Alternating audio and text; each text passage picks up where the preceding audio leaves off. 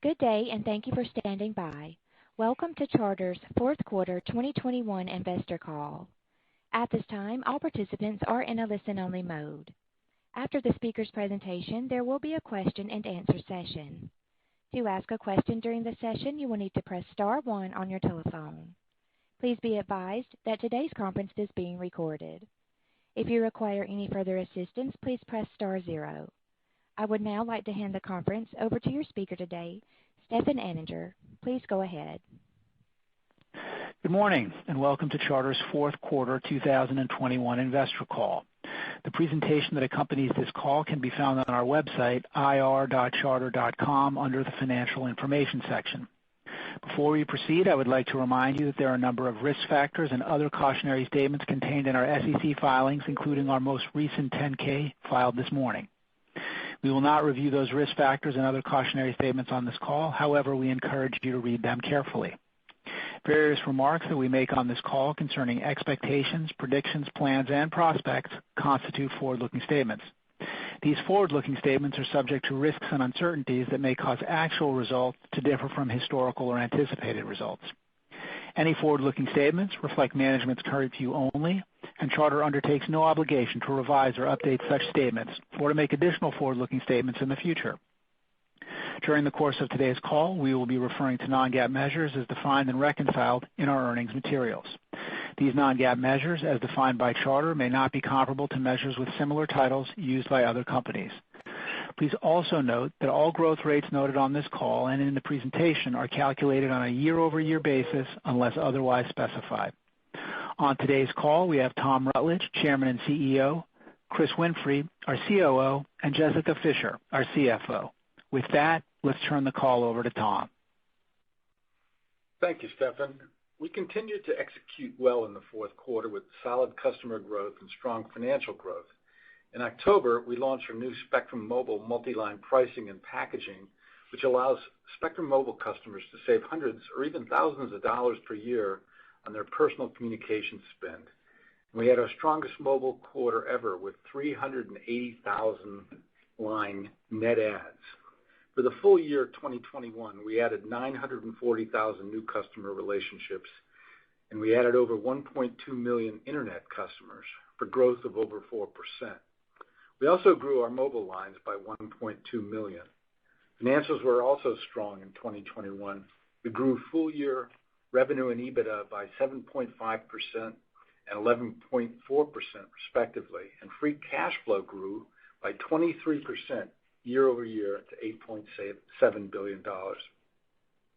As we look forward to the rest of this year, we remain focused on several strategic priorities and goals, including product development and network evolution, our rural construction initiative, and driving customer growth and penetration.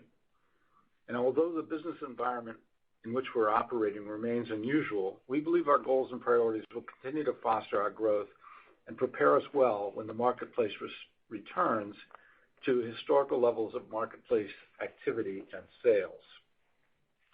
Fundamental to our success is the delivery of products and services that are superior to what our competitors can offer. Delivering more speed and throughput to our customers remains a key area of focus. In December, internet customers who do not buy traditional video from us used over 700 gigabytes per month, more than 35% higher than pre-pandemic levels. And nearly 25% of our non-video internet customers now use a terabyte or more of data per month. So we continue to see very high demand for throughput by our customers. In order to increase the capacity of our network for next-generation products and services, we've developed a multifaceted approach to our network evolution comprised of a number of technologies which will be deployed where they make the most sense strategically and economically, delivering the very fastest speeds and lowest latency at the lowest cost and time to deploy. In 2022, we'll increase the number of projects to deploy high splits in our service areas. High splits are powerful, cost-efficient upgrades that use our existing DOCSIS 3.1 infrastructure and allow us to comfortably offer gigabit speeds at symmetrical speeds and multi-gigabit speeds in the downstream. Additionally, high splits will significantly reduce our network augmentation capital spending, including node spending. We also continue to actively develop our DOCSIS 4.0 technology, plant architecture, and rollout, which will allow us to cost-efficiently offer higher multi-gigabit speeds in the future. We recently ran a DOCSIS 4.0 test using frequency division duplexing, and we successfully delivered over 8 gigabits in the downstream and over 6 gigabits in the upstream, and there's more to come from that technology. Other areas of product development in 2022 include speed boosting our Wi-Fi connections while Spectrum Mobile customers are on their Spectrum Mobile devices connected to any Spectrum Wi-Fi access point enabled for mobile service. We also just turned on 5G C-band for all Spectrum Mobile customers who have a C-band enabled device, which means they can get faster 5G speeds while on the go. Both of the speed boosting enhancements I just mentioned are included in our mobile pricing at no extra charge. We're also rolling out our 5G hybrid mobile network operation using CBRS small cells in a full market area, allowing selected participants to connect to our CBRS small cell access points when they're outside of Wi-Fi coverage. By furthering the convergence of our fixed and mobile broadband service, we not only improve the economics of our mobile business, but improve the customer experience. In fact, for the last 10 quarters, Global Wireless Solutions has ranked our mobile service the fastest in the country because we combine our internet and mobile connectivity together with our state-of-the-art Wi-Fi service. Another key piece of our long-term strategy is treating customer service as a product itself and giving our customers the flexibility to manage their Spectrum services and interactions with us whenever and however they want. We continue to work on improving the quality and efficiency of our interactions with customers by expanding our customer self-service and self-care capabilities and digitizing and modernizing a number of elements of our customer, field, and network operations groups. Our rural construction initiative also remains a key focus. Our multi-year, multi-billion-dollar construction project will deliver gigabit high-speed broadband access to more than 1 million unserved rural customer locations across the country. Through the Rural Digital Opportunity Fund, or RDOF, we will add over 100,000 miles of new network infrastructure to our approximately 800,000 existing miles over the next 5 years. We're also in the midst of hiring more than 2,000 employees and contractors to support our rural expansion. But our rural construction initiative is not limited to RDOF commitments. We'll continue to build in other rural areas as well, and we will pursue opportunities to receive broadband stimulus funds, including the American Rescue Plan Act funds and funds from Infrastructure Investment Act and Jobs Act. We'll also extend our network past homes in areas adjacent to our subsidized builds that our network does not currently reach today. Ultimately, our rural construction initiative is not only good for the millions of rural customers that will finally have access to fast and reliable internet, but it's also good for Charter and its shareholders. The expansion of our footprint will help us drive additional customer growth and financial returns. Finally, as we look to the balance of the year, we remain focused on driving customer growth, market share growth, and penetration by offering high-quality products and services at attractive prices. Our network allows us to deliver a unique, fully converged connectivity service package while saving customers hundreds or thousands of dollars per year. And our share of household connectivity spend, including mobile and fixed broadband, is still very low. In fact, as slide 4 in the presentation shows, we only capture about 27% of household spend on wireline and mobile connectivity within our footprint. So there's a large opportunity for us to increase the market share with superior products, saving customers money, and through our latest offering, we can do that. An average household mobile broadband spend with 2 lines of mobile broadband and wireline broadband is approximately $200 a month. With our new multi-line pricing and packaging launched in October, a Spectrum customer can purchase our internet product and 2 lines of our unlimited mobile product with faster service for nearly 50% less and save at least $700 a year. So far, we've seen a very strong response to our offering, with our fourth quarter being our strongest quarter for mobile lines net adds yet.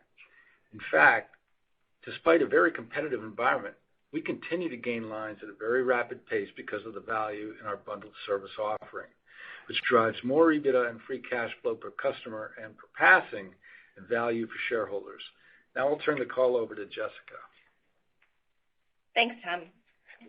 Let's turn to our customer results on slides 6 and 7.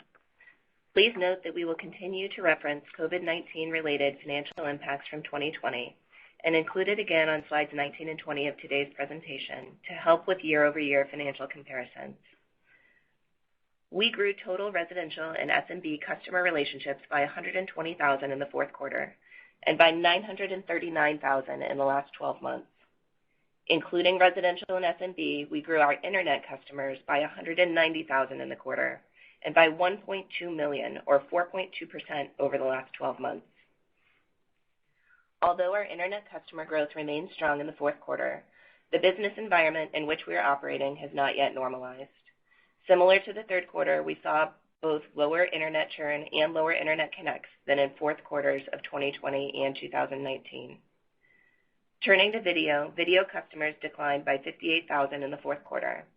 Wireline voice declined by 154,000, and we added 380,000 mobile lines. As of the end of the fourth quarter, we had 3.6 million mobile lines, and despite the lower numbers of selling opportunities from cable sales, we continue to drive mobile growth with our high-quality, attractively priced service rather than using device subsidies. Moving to the financial results starting on slide 8. Over the last year, we grew residential customers by 847,000, or 2.9%.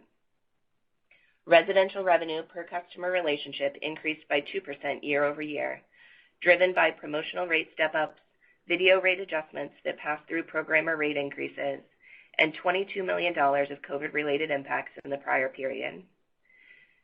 These effects were partly offset by the same bundle and mix trends that we have seen over the past year, including a higher mix of non-video customers and a higher mix of lower-priced video packages within our base. Additionally, this quarter includes $31 million in adjustments related to sports network rebates, which we intend to credit to qualified video customers. These rebates are also reflected in lower programming expense this quarter, with no impact to adjusted EBITDA. Also, keep in mind that our residential ARPU does not reflect any mobile revenue. As slide 8 shows, residential revenue grew by 5.1% year over year, reflecting customer relationship growth and ARPU growth. Turning to commercial, SMB revenue grew by 5.8%. This growth rate reflects COVID-related impacts of $8 million that negatively impacted the fourth quarter of 2020. Excluding this impact from last year, SMB revenue grew by 4.9%. Enterprise revenue was up by 3.2% year over year. Excluding all wholesale revenue, enterprise revenue grew by 6.1%, and enterprise PSUs grew by 5.3% year over year, a bit faster than last quarter. Fourth quarter advertising revenue declined by 28.2% year over year, primarily due to strong political revenue in the fourth quarter of 2020, partly offset by COVID impacts last year. When compared to the fourth quarter of 2019, advertising revenue increased by 3.3%, primarily due to our growth in advanced advertising capabilities, partly offset by lower local ad revenue, particularly automotive. If you exclude automotive, fourth quarter advertising revenue grew by 13.3% over the fourth quarter of 2019. Mobile revenue totaled $632 million, with $266 million of that revenue being device revenue. Other revenue declined by 6.2% year over year, driven by lower levels of CPE sold to customers. In total, consolidated fourth quarter revenue was up 4.7% year over year, and when excluding advertising, which benefited from political revenue in the fourth quarter of 2020, revenue grew by 6.4%. Moving to operating expenses and EBITDA on slide 9, in Q4, total operating expenses grew by $203 million, or 2.7% year over year. Programming costs decreased by 0.5% year over year due to a decline in video customers of 2.3%, a higher mix of lighter video packages, a $31 million benefit related to sports network rebates that I mentioned earlier, and $19 million of other favorable adjustments, all of which was partially offset by higher programming rates. Excluding both of the adjustments I just mentioned, programming costs grew by 1.2%.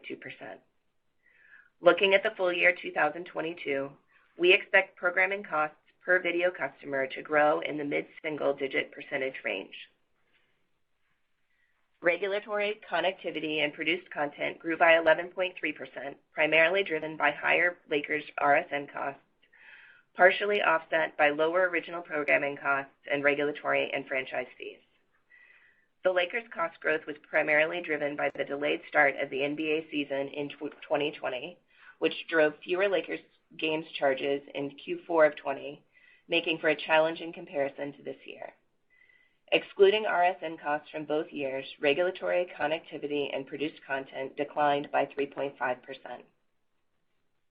Cost to service customers declined by 0.5% year over year, compared to 3% customer relationship growth. The decline was driven by lower transaction costs, mostly offset by previously announced wage increases, which will ultimately provide all hourly employees at Charter a starting minimum wage of $20 per hour by the end of the first quarter. Marketing expenses grew by 4.3% year over year. Mobile expenses totaled $724 million and were comprised of mobile device costs tied to device revenue, customer acquisition, and service and operating costs. And other expenses declined by 6.5%, driven primarily by lower advertising sales expense year over year, given the decline in political ad revenue this year, and a one-time corporate cost in the prior year period. Adjusted EBITDA grew by 7.7% year over year in the quarter. Turning to net income on slide 10, we generated $1.6 billion of net income attributable to Charter shareholders in the fourth quarter versus $1.2 billion last year. The year-over-year increase was driven by higher adjusted EBITDA. Turning to slide 11, capital expenditures totaled $2.1 billion in the fourth quarter, in line with last year's fourth quarter spend, although the components of that spend were a bit different. Upgrade and rebuild grew by $66 million year over year due to plant replacement in those portions of our footprint that were damaged by Hurricane Ida. Scalable infrastructure spend declined by $45 million, given a stabilized level of network traffic growth and investments made earlier this year. We spent $127 million on mobile-related CapEx, which is mostly accounted for in support capital, and was driven by investments in back-office systems and mobile store build-outs. For the full year 2021, cable capital intensity was lower than in 2020 and in line with our outlook. As we look to the full year 2022, we expect cable capital expenditures, excluding capital expenditures associated with our rural construction initiative, to be between $7.1 and $7.3 billion. We hope to spend about $1 billion in 2022 on capital expenditures related to our rural construction initiative, or our construction within census block groups that are defined as rural. That spending includes our RDOF and other subsidized rural construction projects, such as ARPA-related builds, and spend associated with extending our plant to rural homes adjacent to our subsidized builds that our network does not reach today. We may not reach that targeted spend, given a number of factors, including pole permitting and equipment and labor availability. Conversely, we continue to bid on additional broadband stimulus projects that could increase 2022 capital spending for our rural construction initiative. Given the variables, our actual rural construction initiative spending may differ meaningfully from our target. As Tom mentioned, the expansion of our footprint into rural areas will help us drive additional customer growth and financial returns, and we view our rural construction initiative as similar to or equivalent to acquiring a rural cable operator. We plan to begin disclosing additional operating information associated with our rural construction initiative in 2022. Turning to mobile, we expect our full year 2022 mobile capital expenditures to be about $100 million less than our full year 2021 mobile capital spend, which totaled $482 million. Our 2022 mobile capital spend will consist primarily of back-office system spend, the start of our CBRS small cell construction, and some additional store build-outs. We will continue to update you on our capital spending expectations as the year progresses. And as always, if we find new core cable, rural, or mobile projects with attractive ROIs, we'll pursue them, even if that means spending capital above our stated outlook. As slide 12 shows, we generated nearly $2.3 billion of consolidated free cash flow this quarter, an increase of about $200 million or 10% year over year. We finished the third quarter with $91.2 billion in debt principal. Our current run rate annualized cash interest, pro forma for financing activity completed in January, is $4.2 billion. As of the end of the fourth quarter, our ratio of net debt to last 12-month adjusted EBITDA was 4.39 times. We intend to stay at or just below the high end of our 4 to 4.5 times target leverage range. During the quarter, we repurchased 7.6 million Charter shares and Charter Holdings common units, totaling about $5.3 billion at an average price of $702 per share. For the full year 2021, we purchased 25.3 million shares at an average price of $683 per share, for a total spend of $17.3 billion. And between September of 2016 and December of 2021, we have repurchased $56.8 billion, or about 40% of Charter's equity, at an average price of $452 per share. Turning briefly to taxes, we expect to become a meaningful cash taxpayer in 2022. Subject to any corporate tax rate changes for the years 2022 through 2024, we expect our federal and state cash taxes to be approximately equal to our consolidated EBITDA less capital expenditures and cash interest expense multiplied by 23 to 25%. We expect the cash tax rate in 2022 to be in the mid to high teens percentage range, given some of our tax attributes that have carried over from 2021. Those estimates would include partnership tax distributions to Advance Newhouse that are captured separately in cash flows from financing in the financial statements. There are multiple factors that impact what I just described, and we're always looking for ways to improve our cash tax profile. So we're looking forward to the rest of 2022 as we remain well-positioned to succeed and grow given strong demand for our products, which is why we continue to aggressively build out more broadband passings and ensure that our network remains state-of-the-art. Our well-proven strategy, which offers customers the highest quality products at very attractive prices, drives customer and share growth, free cash flow growth, and shareholder value. Operator, we're now ready for Q&A. As a reminder, to ask a question, please press star, then the number 1 on your telephone keypad. And your first question is from Doug Mitchelson with Credit Suisse. Oh, thanks so much. I guess two questions.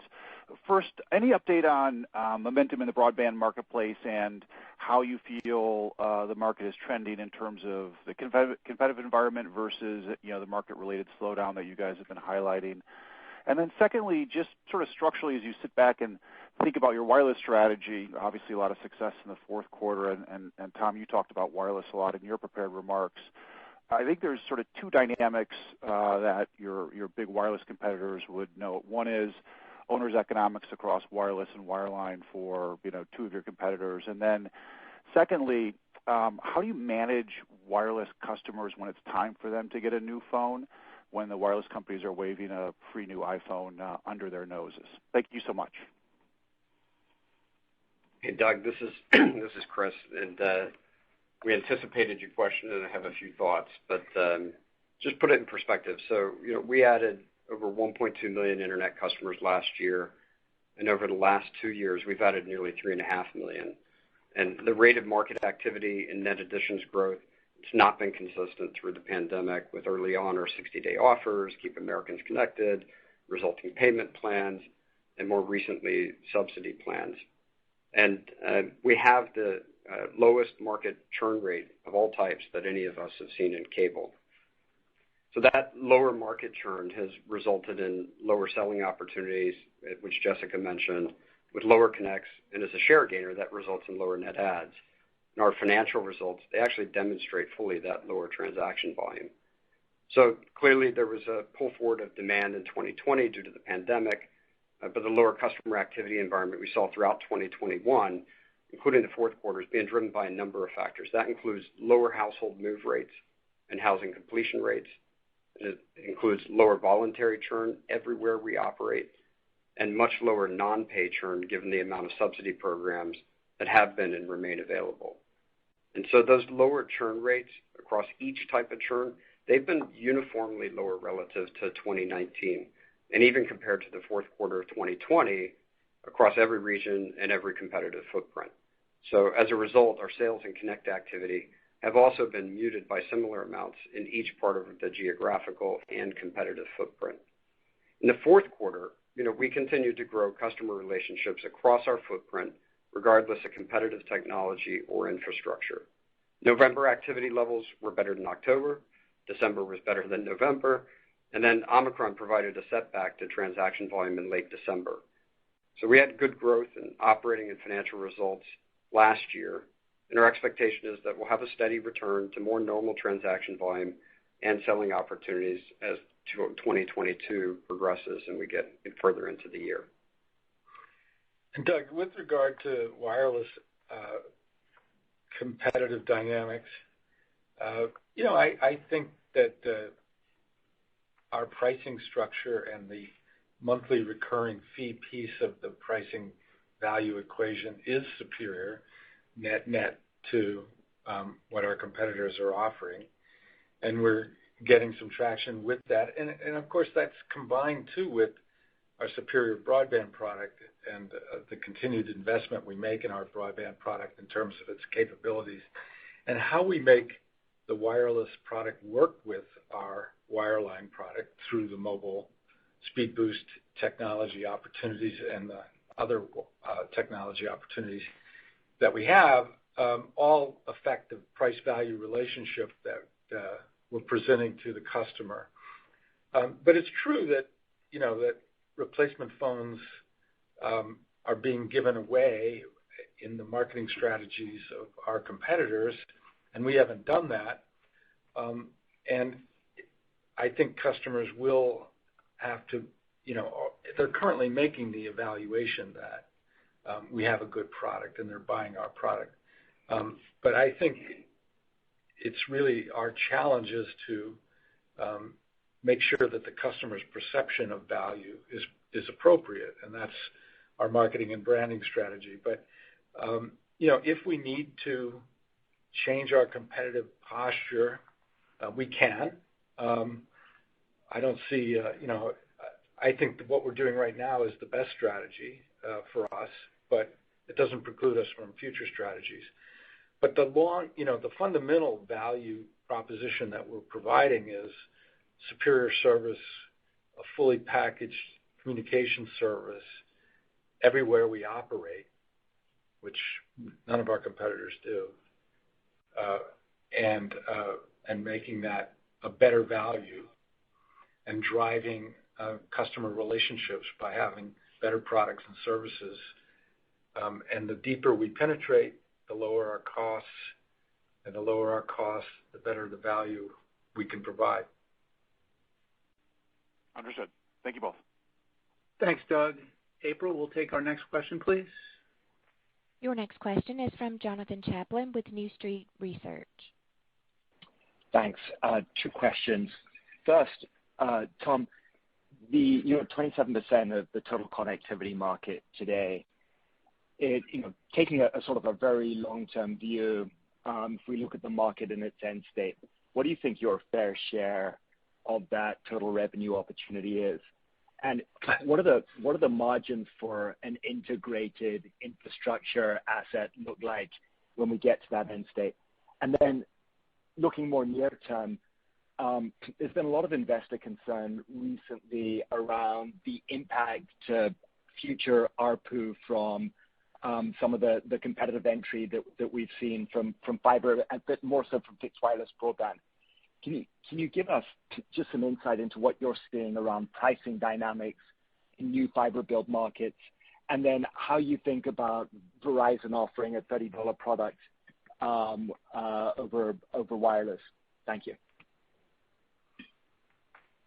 Well, my point of showing the 27% share was that we have a lot of runway and that there's a huge opportunity for us to grow our business both horizontally and vertically. And what I mean by horizontally and vertically is I think we can have more customers.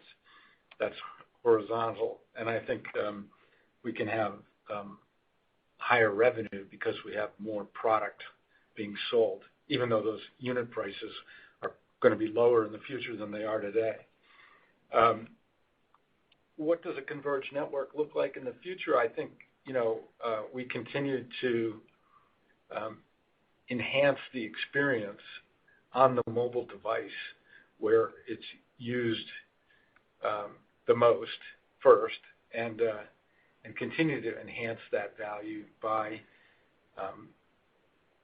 using our superior Wi-Fi network and the new Wi-Fi 6E spectrum available to us, and our ability to provide better managed Wi-Fi services through technological change, along with the use of other spectrum like CBRS to, in a smart, capitally efficient way, apply technological solutions that reduce cost to us and improve service to the customer. And by doing that, you get a very virtuous product development cycle in that you get better and better services available at lower and lower costs. And so I think we can do that by using our network and using the tools available to us both in unlicensed and licensed spectrum, and the technology management tools that we can use to manage the experience on those mobile devices, as well as all the other devices that are connected to our network. And I think that when you think about mobility and wireless, those two notions, somewhat from a technology point of view, are converging as well. And most wireless devices are connected to our network. And so I think we can continue to build value and build share using the mobile marketplace as a sort of fuel for that. You want to? The second question, I'll start, and then others can chime in. The question was regarding ARPU pressure in competitive markets. And Jonathan, you know that over the years, our strategy has always been about providing high-quality service at an attractive price in the marketplace, first and foremost, so that we could grow faster, and that's always worked for us. But secondly, it makes our markets less attractive from an overbuild situation, and it puts us in a different position today as we sit in our markets with very competitive prices already on the entire base. So that's how we think about our positioning in the marketplace. It hasn't changed. We have a retail strategy and standard pricing across our entire footprint. We react competitively as needed in the marketplace, but we already have attractive prices. We have great service, and we have a product combination that Tom was just talking about that our competitors can't replicate in all of our passings, which is the ability to extend that good broadband service that we have together with an integrated mobile and converged internet product over time. And we have the ability to upgrade our network at a faster pace and lower cost than any of our competitors across all of our passings, not just cherry picking where we think it's most attractive demographically. That's how we think about the marketplace in the past, and I know others have always said, the investment community, should you take rates up? That hasn't been our strategy. Our strategy actually works very well in this type of marketplace as well. The only thing I would add to that is, what that all means is that we have fundamentally a lower cost structure than our competitors, and our capital investment strategy is designed to maintain that capability, which we think ultimately gives us a better competitive posture so we can grow and have better products working at lower costs than can be replicated by our competitors. Anybody can spend enough capital and replicate your service, obviously, but we can do it more efficiently, which is, I think, our competitive opportunity. The other thing I would say just about the current environment is that from a competitive point of view, that when we look at our churn, our move churn is down, our non-pay churn is down, and our voluntary churn is down to its historic levels. So, our actual ability to operate in the environment is pretty effective. And what Tom said is what I said as well earlier, is that that's across all competitive footprints, all geographies. Jonathan, you asked this other question about fixed wireless broadband. I know you've written on it in the past, and we agree with you that the utilization of scarce resources and spectrum or somebody else's densification to get a 1 out of 50 type return on the utilization of your asset, which is what happens with fixed wireless broadband applications versus mobility. We agree with that. You've written about it. I know Craig wrote about it a couple weeks ago in a pretty concise way, and there wasn't anything in there that we actually disagreed with. And you've made the point yourself previously, and we think that's right, and we think that's going to become pretty evident to most everybody over time. Thanks, Jonathan. April, we'll take our next question. Thank you. Your next question is from Ben Swinburne with Morgan Stanley. Thank you. Good morning. First, a question on the network and high splits. I think it was Tom talked about spending some capital on that this year. I think that's inside of the 7.1 to 7.3. So just maybe you could help us with kind of sizing that investment, either qualitatively or quantitatively, and sort of how much of the footprint do you expect to impact with that technology deployment, and what it does competitively or from a product point of view.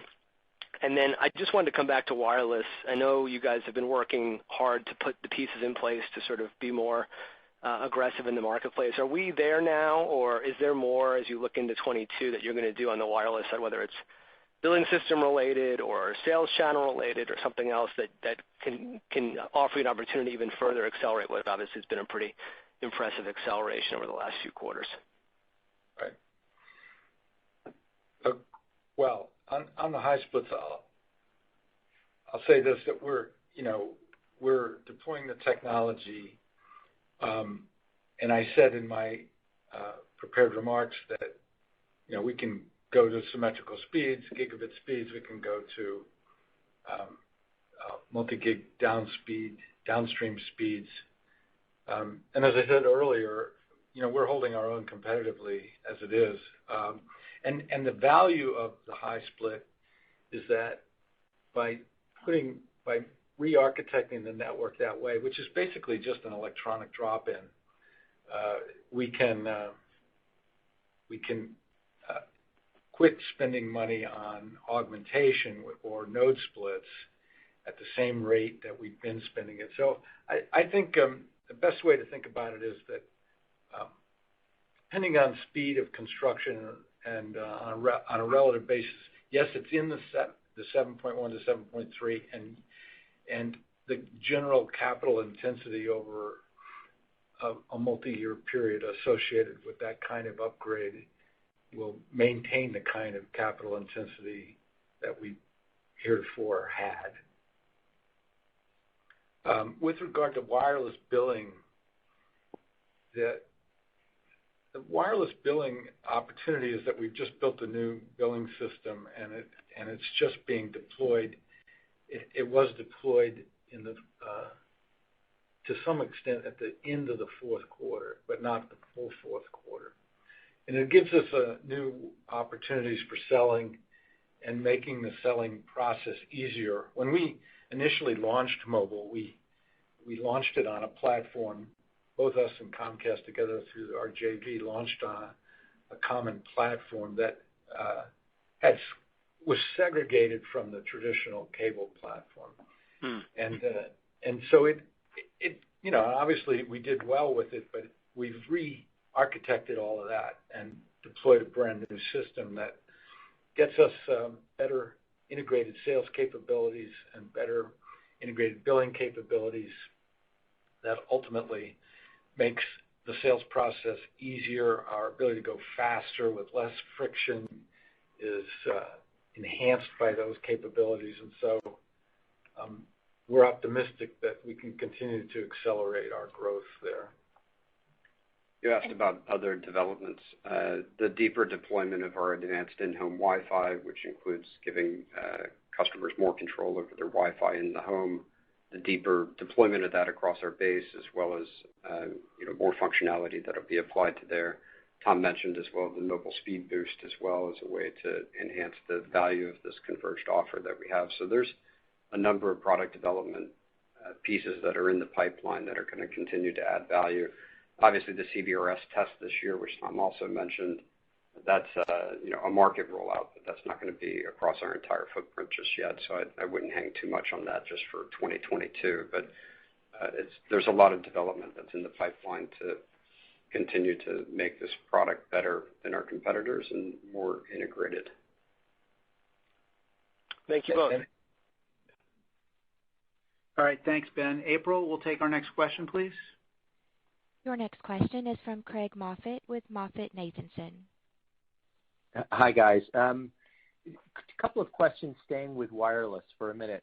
First, can you just talk about the wireless sale? That is, are you primarily selling at the time that people move and they're establishing a relationship with Charter for broadband and other services, and you're selling that as a bundle, or are you selling into existing broadband subscribers? And then second, as I think about the offload that you've already achieved, can you just talk about the kind of margins that you think you can get to in this business, and how much traffic you think you'll be able to fully offload, so that relative to a traditional wireless customer at one of the three majors, how much lower you think the cellular usage for your customers might be relative to those competitors as a benchmark?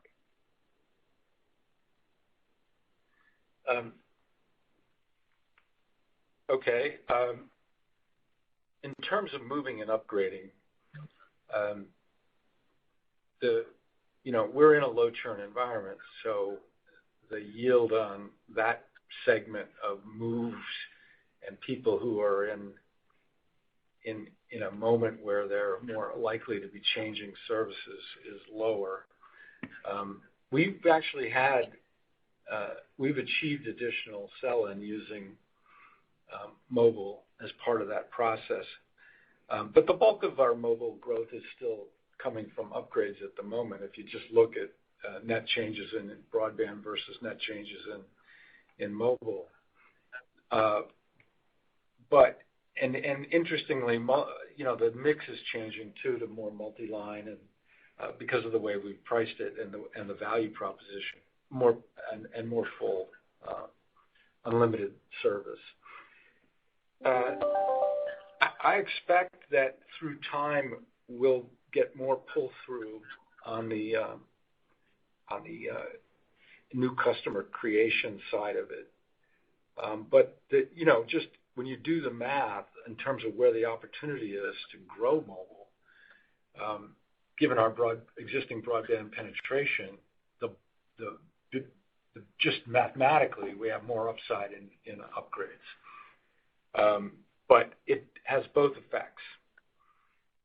In terms of offload and margins, I've said previously that we could do more than 30% of our offload, I think, through CBRS.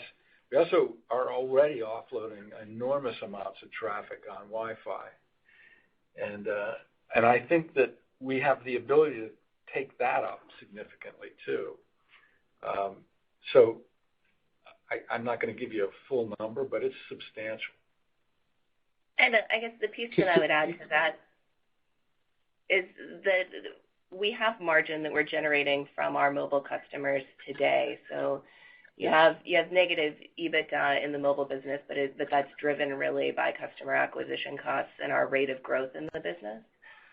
We're generating margin from those customers today, and we can do the CBRS deployment in a very targeted manner. So we can look at the CBRS deployment targeted in an ROI generating fashion, so that every radio we deploy really increases the margin and increases the value of the mobile business.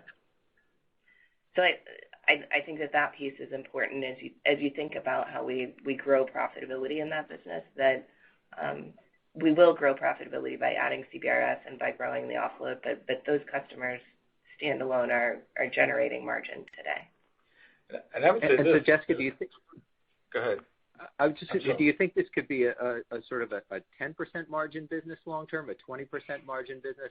Just ballpark, how profitable might it be? I like the try. We're not going to go there on guidance for margin in the long term, but I do think that it's an important part of thinking about the growth story for EBITDA in the long term, and that as we find those opportunities to increase the margin through deploying capital through CBRS, or by sort of upgrading the way that the system offloads traffic overall, that we'll continue to do those things. And I would just say we don't have to do CBRS to make mobile work. Yes, agreed. And margins will improve regardless. Thanks, Greg. April, we'll take our next question, please. Your next question is from Brian Kraft with Deutsche Bank. Hi, good morning. Maybe just to follow up on that, Jessica, you talked about how you could be very targeted with the CBRS deployment. Just wanted to follow up. Could you talk a bit about the coverage requirements you have with the CBRS licenses? I understand the goal is to move traffic onto your network where there's high traffic density, but I guess I'm just trying to understand what you're required to do from a coverage perspective and how that might impact the breadth of the deployment. Thank you. Yeah, so I'll take that. We do have across the regions that we acquired the spectrum some minimum amount of deployment across those areas. It doesn't have to be deep, and it doesn't have to be expensive from a deployment standpoint. It's over a multi-year period. And so in every market where we've acquired spectrum, there's always going to be extremely high traffic areas, and we feel really comfortable we can satisfy the deployment commitment at a pretty low cost. And then go from there in terms of just picking and choosing where it makes sense, either from a product capability perspective or from an ROI perspective, is what Jessica was saying.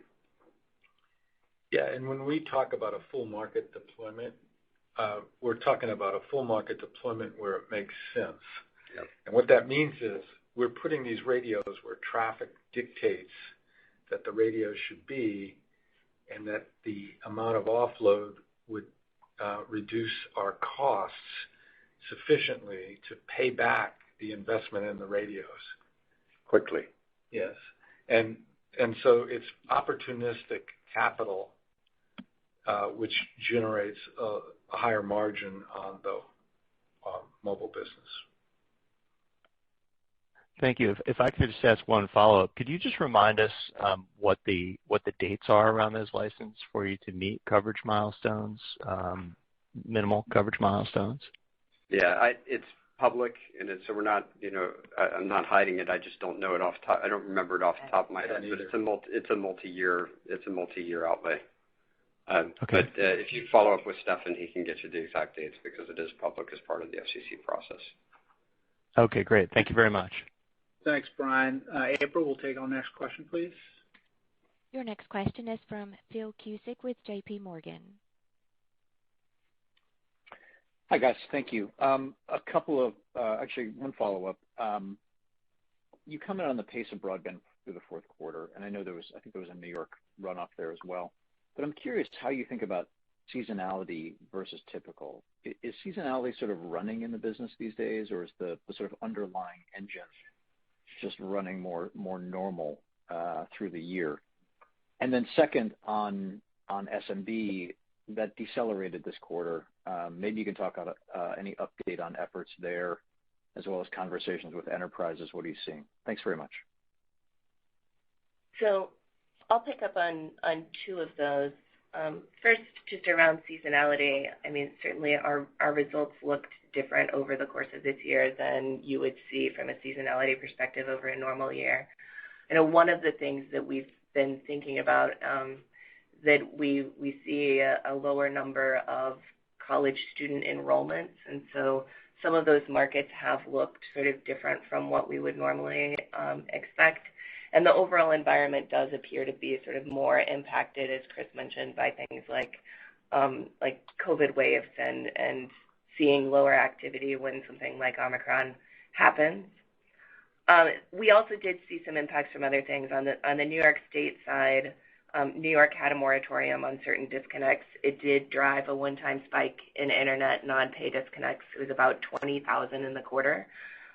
So if you had backed that out, we would have been at 210,000 rather than 190, but not a huge impact in terms of the overall net adds for the year, which we still thought were very good if they were dispersed a little less evenly.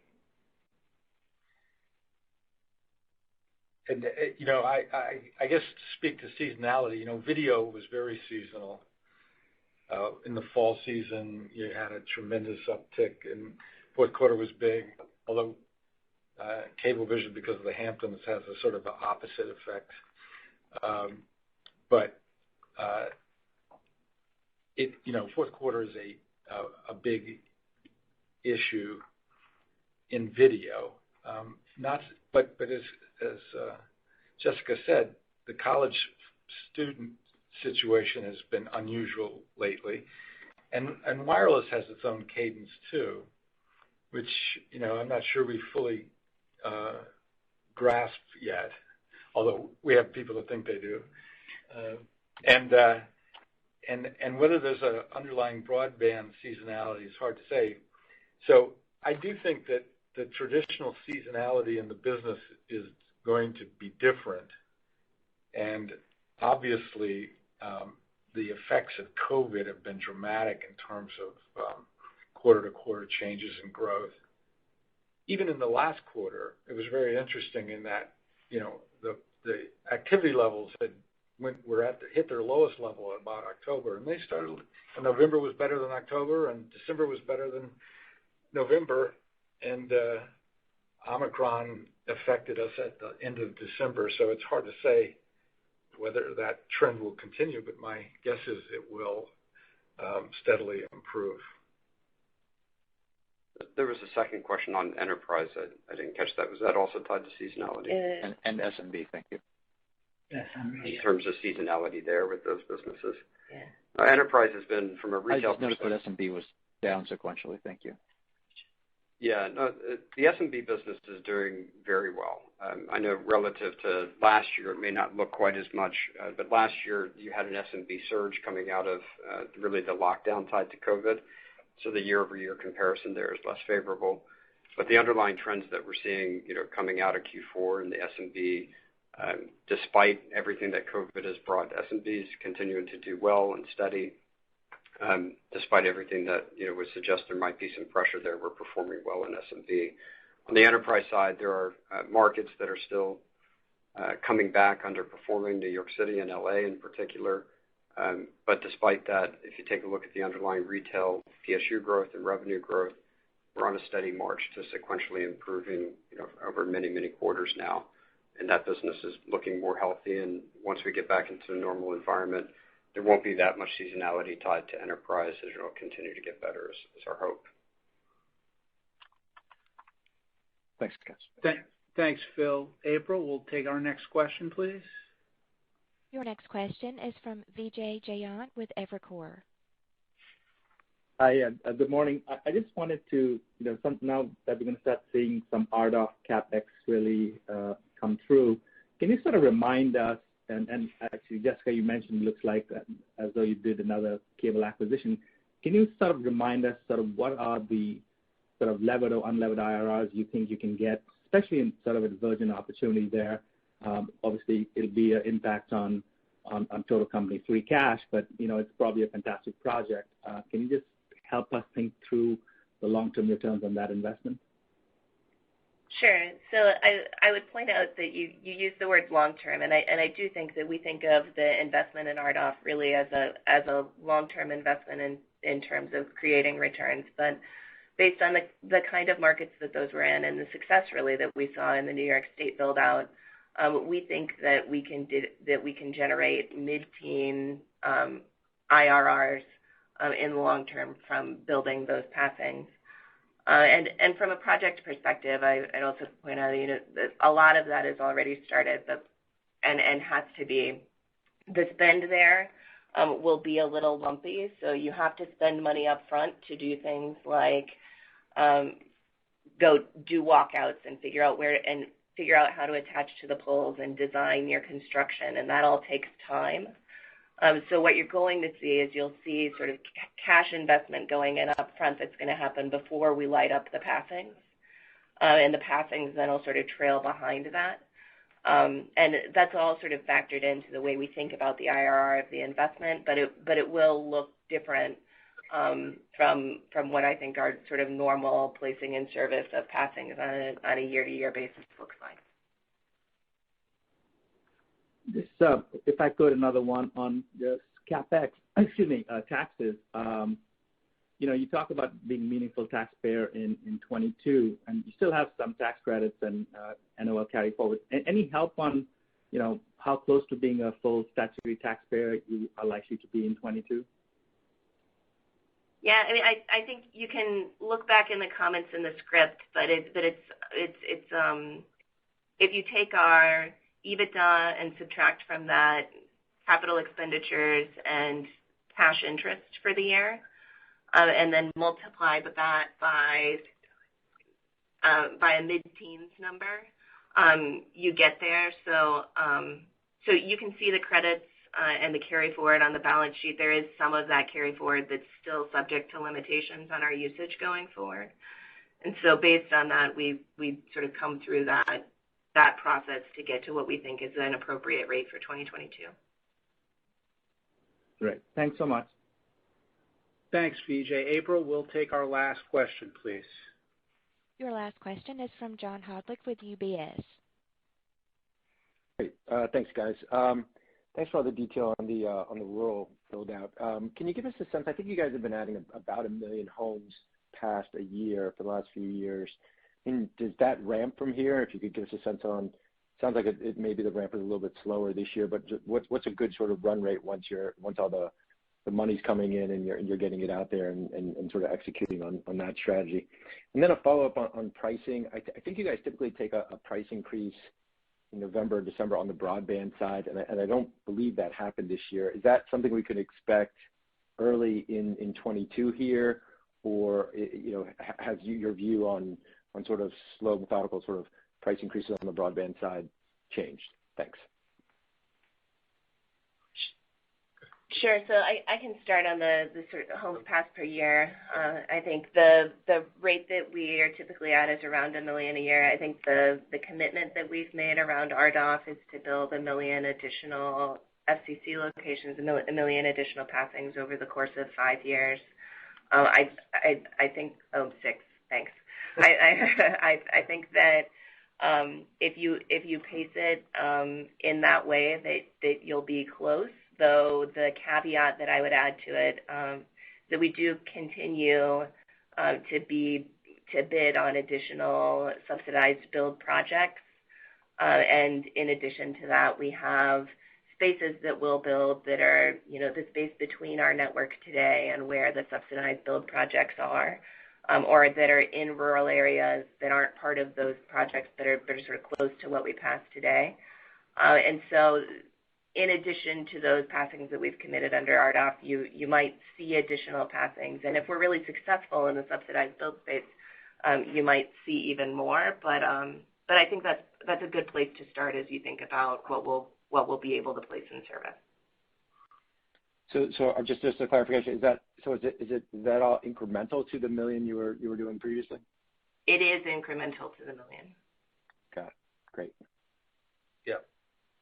And with regard to broadband rates, our view is that has always been that we think that our total packaged product should be able to drive the bulk of our revenue and EBITDA growth. And we have tried to continue to make our product more valuable so that we sell more customers, and our anticipation is that that's going to be our continued strategy, and that we'll be able to grow our business nicely and grow our revenue nicely by combining our mobile products with our wireline products. And so there is no rate increase in broadband planned in the short run. Got it. Thanks. Thanks, Tom. Thanks, John. Thanks to everyone. That concludes our call. Ladies and gentlemen, this concludes today's conference call. Thank you for participating. You may now disconnect.